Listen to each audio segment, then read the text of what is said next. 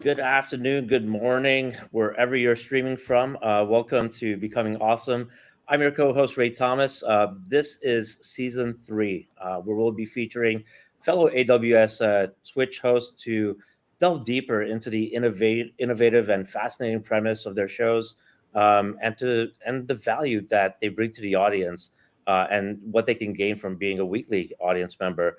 2 weeks ago, we started with the first episode of the season with Dr. Tristan Wadi, from Security SideQuest, and we found out that this is great for those that are in the beginning to the intermediate stages of their cloud journey with a focus on security.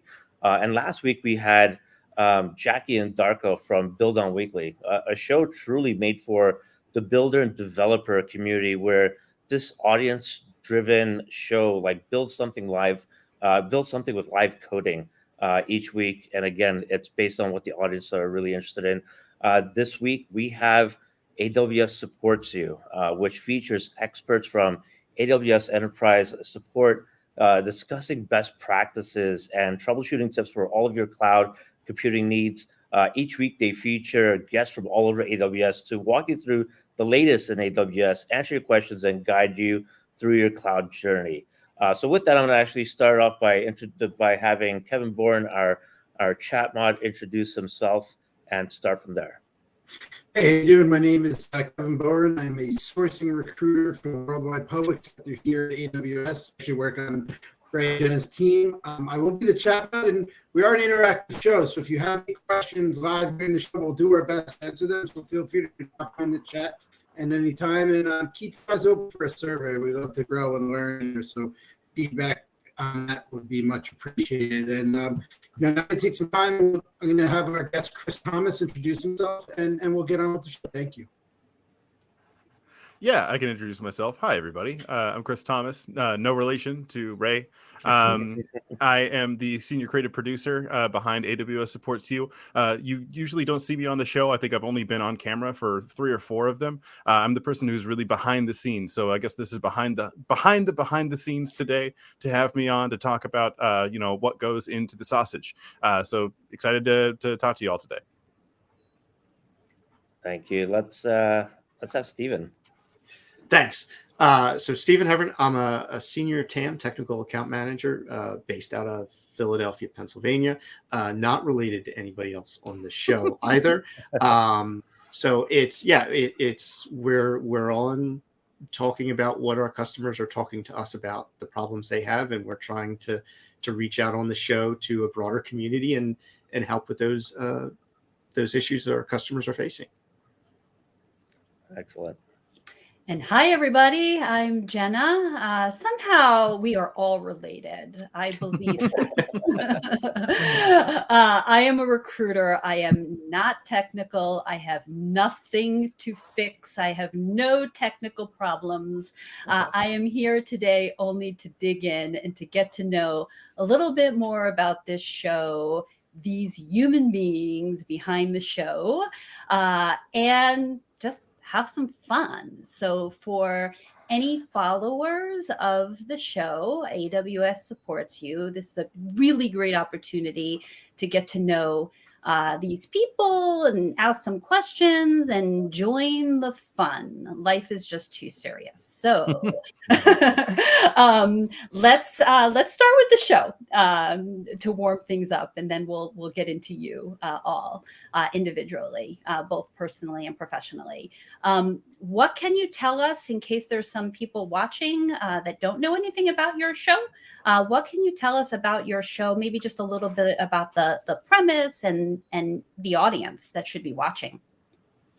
Sure. Yeah. So really, the show is about AWS support. It's there in the title, which many people don't know. If you are part of a larger company, that you might have access to enterprise support, which is when you'd be able to talk to somebody like Stephen here, or other colleagues that I've had on the show as well, who are technical account managers. There's enterprise support managers. We also have solutions architects, all sorts of people who come on.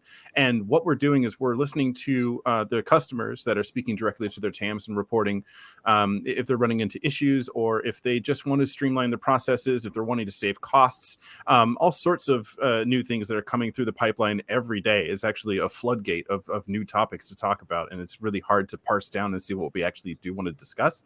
But we try and bring those to a wider audience of people who may not have access to enterprise support or may not know that they have access to it. And so I really think about it as a free tier of service, that if you don't have it, you can come onto our show and get an idea of what it would be like if you did have a TAM that was in your corner that could help you solve your problems. And if you have a problem that's related to the topic that we're talking about on the show that particular day, bring it with you, bring it up in the chat. And we do want to sort of derail, go off and see what we can do to help you out. That's really the premise of the entire show. Stephen, if you had more to add. Yeah, I would say, as as a TAM, technical account manager, we're part of enterprise support. We come with enterprise support, so we get to work one-on-one with customers. We get to really kind of understand how they're using AWS, what roadblocks or things that they're running into, or what novel solutions they're coming up with. And we want to be able to take that and share that out with a broader community of people here, and then also be able to kind of get feedback and learn as we go along with that. And we get to work with lots and lots of different customers from all over the place. And there's always something new for me to learn as well. Being on this show, it's awesome. I get exposure to different things that I may not know about as well.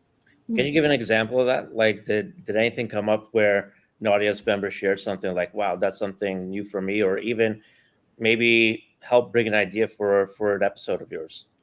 I think more is probably how I got started doing this. If you had asked me when I started at AWS if I would do Twitch live streams, I'd be like, no, I don't know what you're talking about.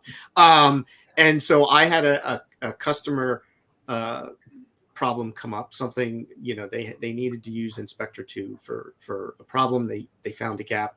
So I had to quickly come up to speed on that service, understand it, and then I helped my customer implement that, and then be able to have them very quickly do that. So I thought this was a great solution, a great thing that we did and were able to do. And I wanted to find a way, how can I take that forward and share that with other customers and other people to learn from it, to see how easy they could do this. So I came on to this show to do that.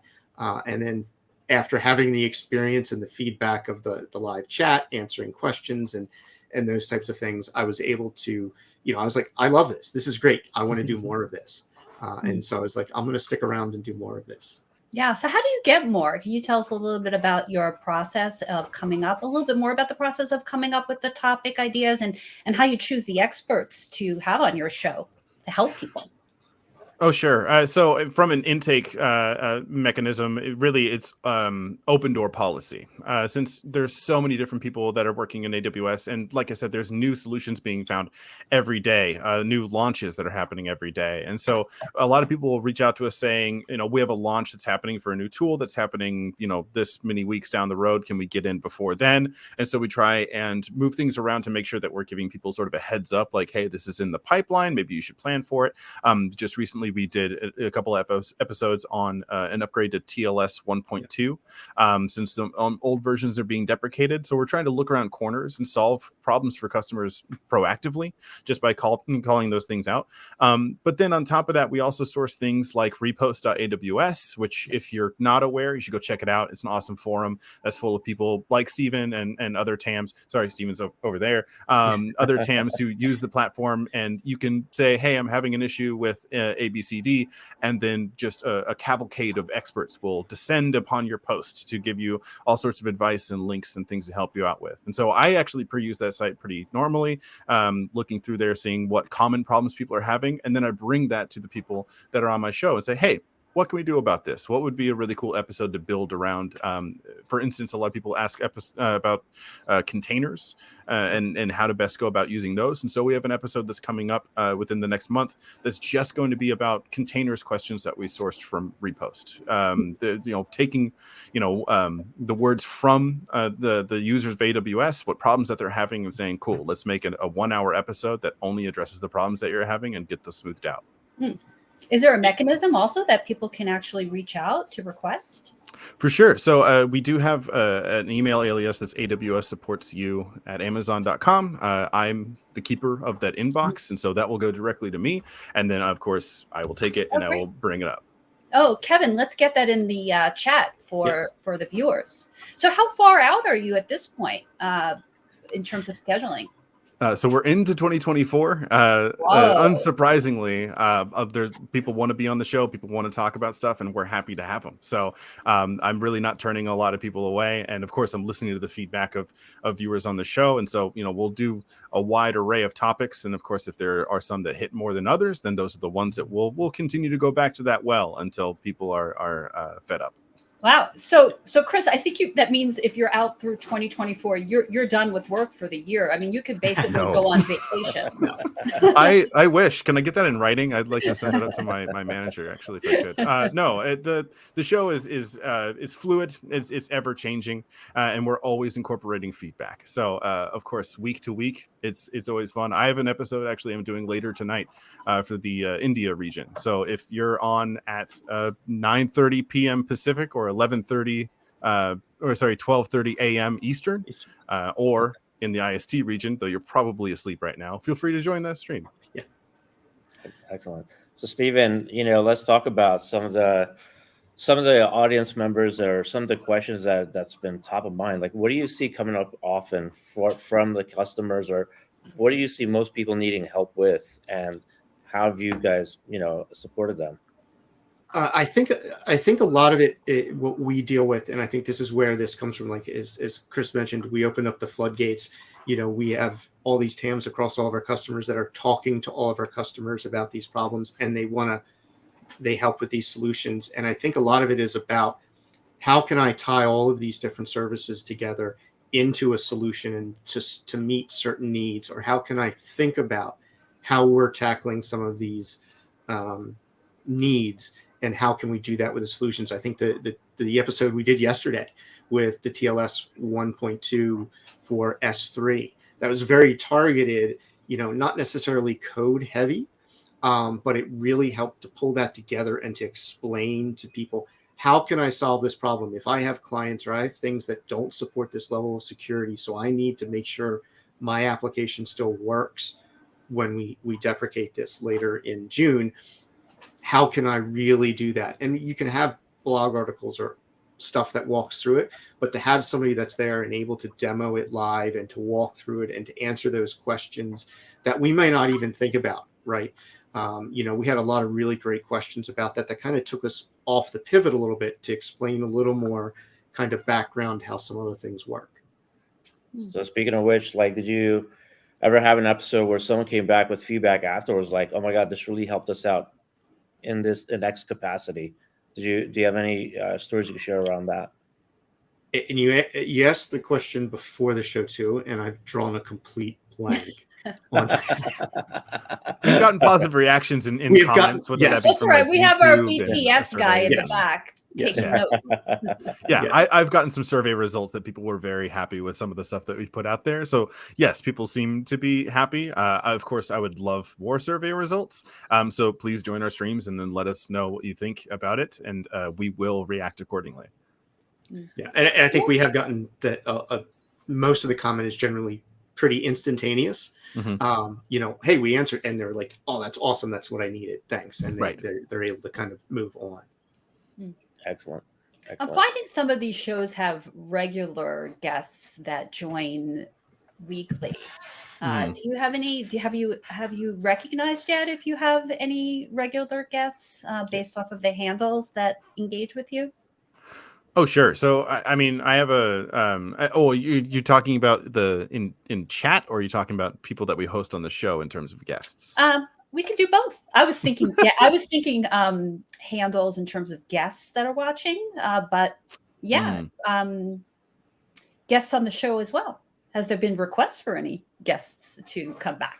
Oh, unfortunately, nobody's come out and said like specifically this speaker. Although I do have a few speakers. Raji Kumar, Samputh Kumar is amazing. He's been on the show, I think, 7 times, and all of his episodes have just been gangbusters. People apparently are gaga about SageMaker. So whenever he's on, we usually do really well. But a lot of the feedback that we get from the show, I mean, that's one of the things that's kind of difficult about Twitch is that the audience itself is largely anonymous. And so when we want to poll and say, how many people are coming week over week, or how many people are staying for a specified amount of time, that sort of stuff isn't really available to us. I'm not able to pull those metrics. It's really kind of a guessing game. And so it's really imperative to us to watch which topics like hit a peak number of viewers or have a highest number of average viewers over a certain amount of time. That's really going to tell us like, okay, well, not only did this topic engage people to get them to join the platform, but once they were here, they went, I'm interested in this and I'm going to sit and I'm going to stay.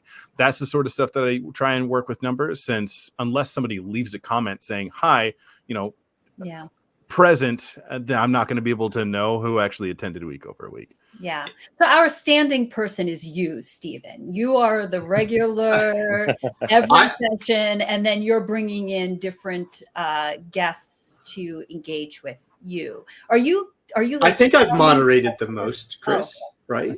Yeah, so we've had sort of, I wouldn't say a revolving door of moderators, but I would be remiss to not mention some of the other moderators that we have on the show, those being Mike Wells, Anoop Sivadas, and then, of course, our colleagues over in India of Tanya Pahuja, Gaurav Garg, Asad Baig.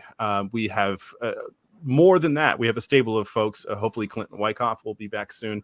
But this show has been built over the years. It started back in 2020. I was not the one to start it. I inherited it in September of 2021, and it became a weekly show after that, after I was able to actually dedicate the time to it, since this is my main focus. And so there's going to be more people over time. And of course, I know that Twitch sort of lives and dies by the personality that is on the screen. And so we want to have regular attendees. Stephen's gracious enough to be a moderator for the majority, really, of our shows. So that's nice to have that stability in the center. And Jenna, I'll say, like, I think we don't necessarily always have like a consistent set of people that are coming back, because the topics we cover are as wide across the AWS service landscape. And so we bounce around to a lot of different topics. So I think there's things that people are going to come in and out for as it suits what they're looking to get done or they're interested in learning more about. Yeah, that makes complete sense, and it's really valuable. And just the name in itself, AWS supports you, is a really welcoming way to approach it. Yeah. Sorry, Ray? No. Yeah, we try to be. Yeah. Yeah. I know you mentioned, like, everyone's interested in SageMaker, et cetera, right? Like, what are other topics that you think are constantly coming up, or like, what are people really having top of mind these days? Cost optimization. Yeah. I was going to say that I think everybody is very cost conscious and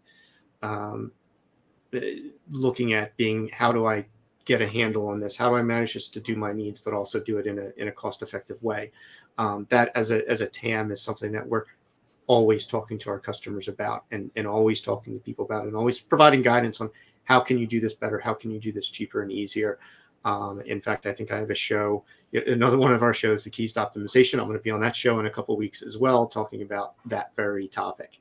And I think that's one that cuts across there. And we actually have some of my peers that are coming on to our show later this month, I think, to also talk about some of the other things that we have, the tools we have for people to be able to help manage their costs.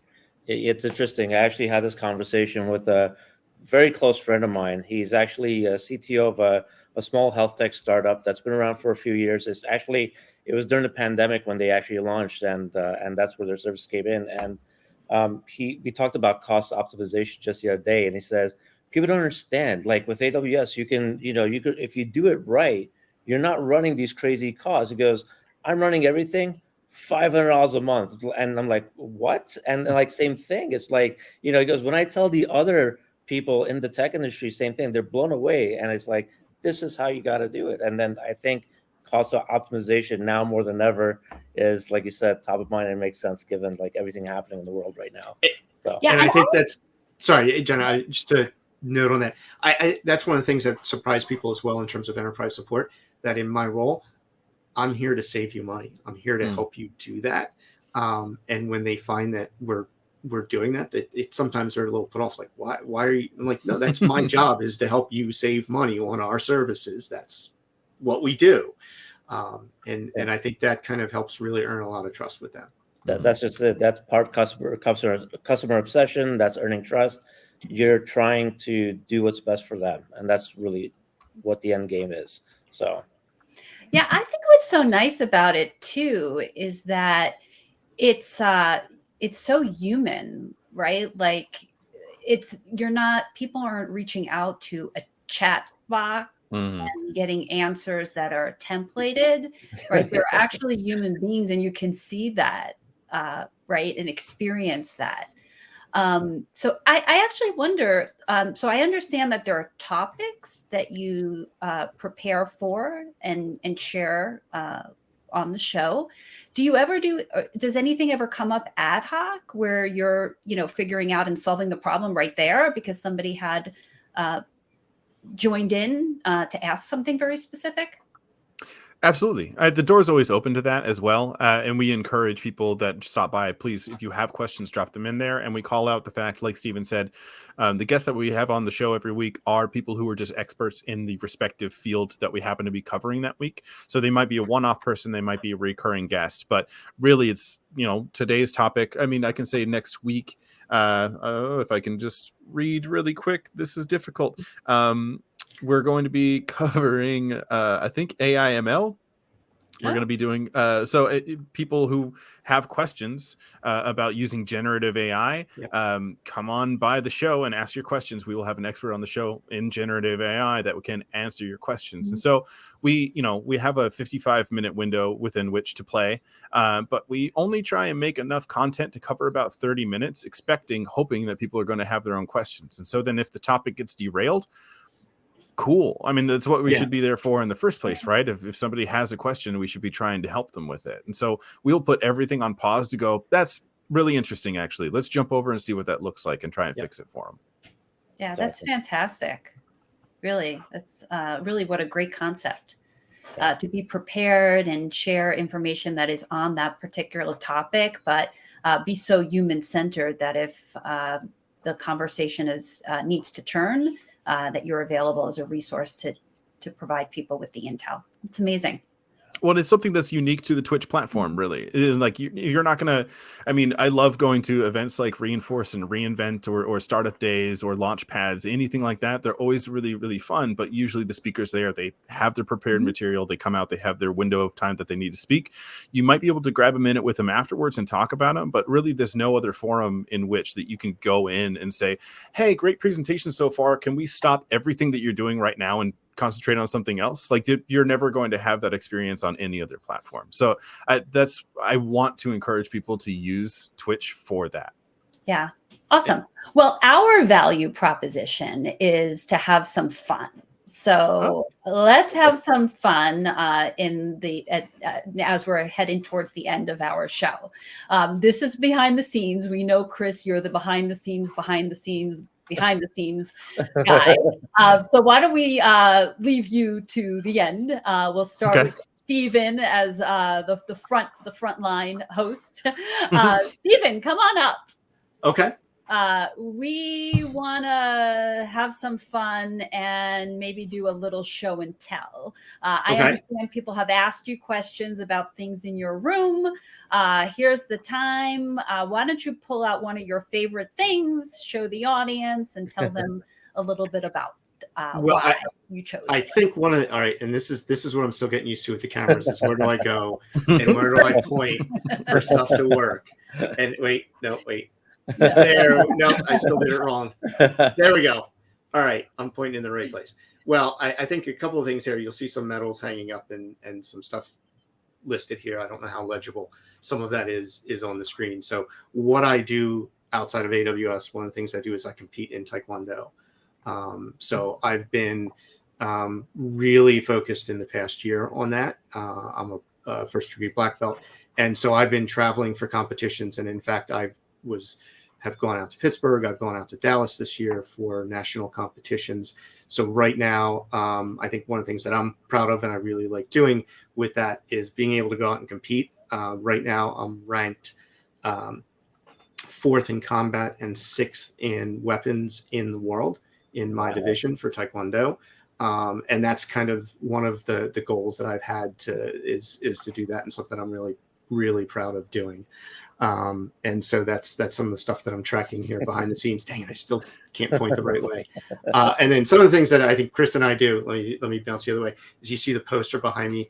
If anybody recognizes that, that's Snake Plissken from Escape in New York, a classic 70s movie. And that's something that Chris and I share with our love of different movies and sci-fi and horror and things like that as well. That's well, awesome. you've scared away one of your guests. Slow through your reaction is frightened, or he's warning the rest of the audience to mess with you. Yeah. Well, I think for me that competition is also a sense of community and a sense of support and sharing. Same as that I get here is we're competitive when we're in the ring, but outside of the ring, we're just having a good time. We're hanging out. We're really enjoying each other's company. So that's another great experience. Awesome. Well, thank you for sharing, and keep sharing your stuff on your show. We've got Chris. We people don't really get to see your background, but it looks like there's a lot going on there. So there is. Give us a Yes. tour. Well, speaking of the mention of genre films that people might recognize, this backdrop is just a curtain, is the rug from The Shining. I have a painting of the Jaws poster that's up on there. And then over here on this side of the room is my media wall. Those are all of my Blu-rays. And you can even see that there's a little nod to John Carpenter. Oh, geez, I'm doing the same thing Stephen was right here. All my John Carpenter things, including Escape from New York. So, yeah, that's a little bit about me. When I'm not here on Twitch doing this nerd stuff, I'm doing other nerd stuff. Amazing. So you have a massive collection of DVDs. What's like your top 3, if you can think, or even just top 1? I know that's like the hardest question to ask anybody, but go on. Completely unfair. I would say there was a recent 4K remaster of Dawn of the Dead, the George A. Romero film from Second Sight Video. It's one of the best transfers I've ever seen in my life. The 4K release of Jaws from a few years ago is also very good. And then there was also a very recent 4K release of George Romero's Martin from 1976 that just came out from Second Sight Pictures. So I would recommend all 3 of those. Incredible. One question for you, Stephen. Is that a guitar or ukulele behind you? It is a ukulele. Okay. Is that gonna get the depth, of like the distance? I don't know if it was really small or I thought it was a David Taylor. I also have up there that you see the drum with the design on it. That's a bodhran, an Irish drum, and I have more instruments throughout. It's more I like music. Mm-hmm. But I don't really have the ability to play. It's aspirational for sure. And are those mala beads that are hanging underneath your guitar? Yes, those are for good luck. I got that at the I think it's the Tiananmen Temple in Hong Kong on I forget the island it's on. Just this giant Buddhist statue on top of this mountain. That we went to go see, that I picked that up at. It's for good luck. I think it's supposed to be 108 beads, if I got that right. Yes, this one's not that kind of mala. So yes, I have others that are like that are the 108 beads. Awesome. Well, thank you, Stephen and Chris, for joining the show today. I know we have 1 minute left, so help us remind everyone when they could watch your show. Yeah, every Monday in the North America region at 11 a.m. Pacific, 2 p.m. Eastern, or every other Wednesday in the India region at 10 a.m. IST, which we will have an episode late tonight if you're interested in that. Awesome. It was so nice to get to know you both. Thanks for having us on. Thank you so much. Yeah, absolute pleasure. So we look forward to creating clips, highlights later on, and then resharing that out throughout the network. And hope to see you soon. Take care, everyone. Take care. Bye-bye. Bye.